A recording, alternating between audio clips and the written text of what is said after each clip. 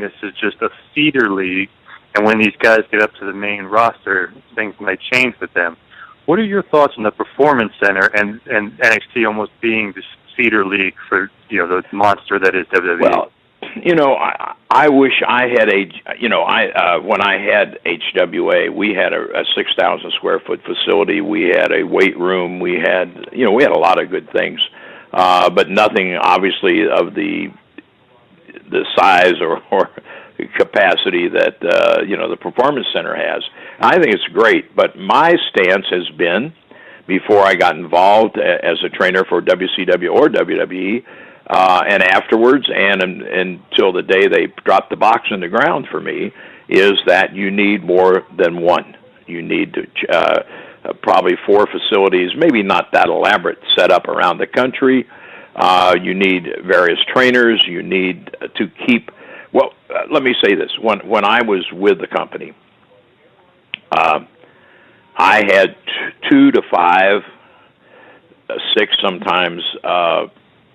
Guys from the main roster that weren't being utilized, and they were there. They trained with the developmental guys. They worked our shows, and it gave the guys an opportunity to work at a higher level, actually.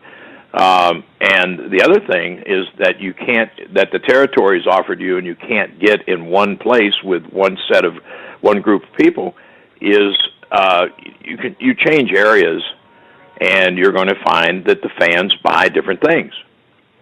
And I think that the guys learning our craft should be aware of that and should be able to, adjust to that. And if you had 4 developmental centers, and you could move your athletes from place to place. I mean, if some of these guys are kept on a developmental roster for 2 to 3 years, they could be moved around. They could work with different trainers. That's another thing. I don't, it's if you take professional football, baseball, basketball, anything like that, you'll find that a particular athlete, that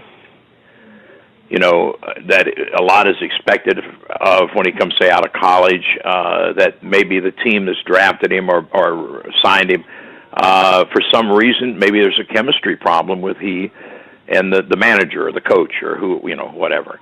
And so then this guy is there for a couple of years, but he, then gets his release. He goes to another team, and he flourishes. Not because the first coach was bad, it's just that their chemistry didn't gel. And that's part of it, I think, too, So, I think there's a lot of pluses for having more than one place like that, and I don't believe in turning out a assembly line product. I think, as you mentioned earlier, I've been in the business over 50 years, 55. It'll be my first match of 55 years ago this coming July the 4th. And,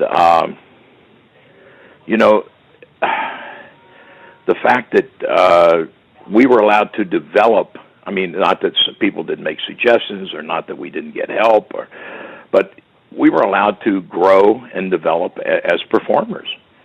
And I don't believe that you, me, or anybody else can write a promo for someone. We can give them guidelines. We can give them bullet points. We can give them parameters within which we want them to work.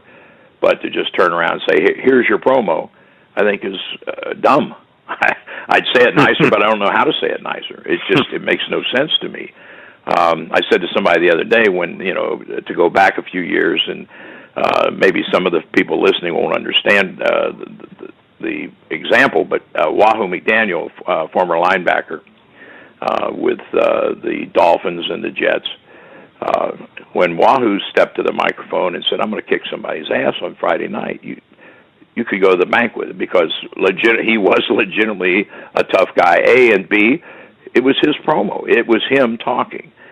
And when I hear Roman Reigns, who I see so much potential in, I truly do, saying "suffer and succotash," I'm not sure the last time or the first time I ever heard a tough guy, use that particular phrase.